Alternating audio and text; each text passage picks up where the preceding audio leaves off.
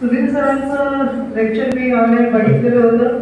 हृदयस्पर्श चॅनलच्या माध्यमातून राजेश पाटील सरांनी त्यांची मुलाखत घेतलेली होती, तेव्हाच मी सरांना ऐकलं होतं. सर, मेमरीचे जे तुम्ही वेगवेगळे प्रकार सांगितले आणि त्याचे टेक्निक्स, विद्यार्थ्यांनी कसं अवगत करावं याबद्दल बोललात. यातली फक्त मी एकच गोष्ट तुम्हाला खास करून सांगेन की तुम्ही सकारात्मक, कायम सकारात्मक राहा, पॉझिटिव्ह. सरांच्या वाक्यामध्ये नेहमी बोलण्यामध्ये एक शब्द आहे बघा, सगळ्यांनी असं नेहमी म्हणतात, yes or yes, yes or no म्हणत नाहीत ते.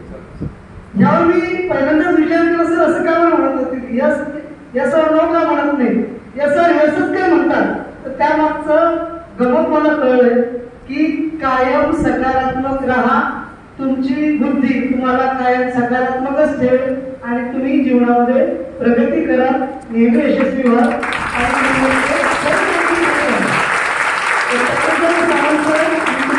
सर्व पालकांच्या वतीने आणि विद्यार्थ्यांच्या वतीने आभार व्यक्त करतो.